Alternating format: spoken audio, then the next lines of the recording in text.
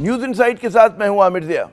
اعلیٰ عدلیہ پہ پورے پاکستان کی نظریں گڑی ہیں، صرف اس لیے نہیں کہ کئی اہم مقدمات کا فیصلہ ہونا باقی ہے یا پھر سپریم کورٹ کے فیصلوں پر عمل ہونا ہے، بلکہ اس لیے بھی کہ آج کل پاکستان کی سب سے بڑی عدالت میں تعلیم نظر آ رہی ہے۔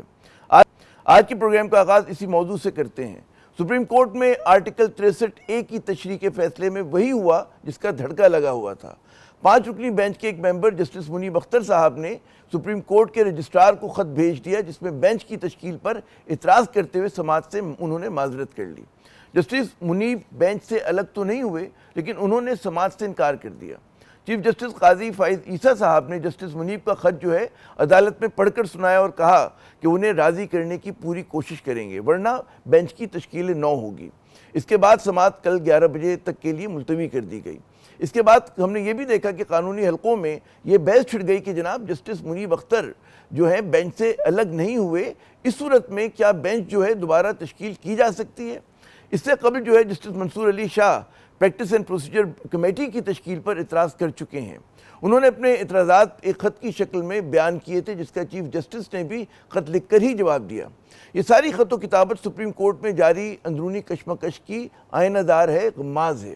63A کے فیصلے پہ نظر ثانی کا جو معاملہ ہے وہ موجودہ حالات میں بہت اہمیت اختیار کر چکا ہے۔ اس پہ فیصلہ ہونا ہے کہ اراکین پارلیمنٹ اگر پارٹی لائن سے ہٹ کر ووٹ ڈالیں تو کیا وہ ووٹ گنے جائیں گے؟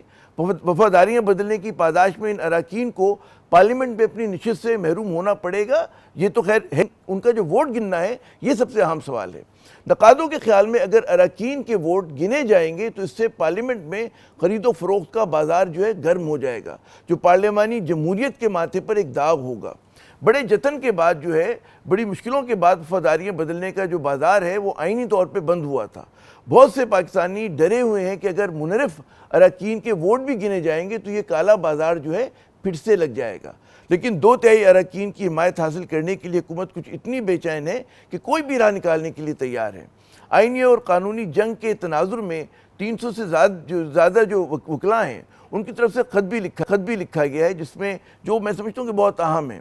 اس خط میں انہوں نے سپریم کورٹ اور ہائی کورٹس کے ججز سے التجا کی ہے کہ چاہے پارلیمنٹ آئینی ترمیم کے ذریعے آئینی عدالت تشکیل دے، تب بھی وہ اس عدالت کا حصہ نہ بنے۔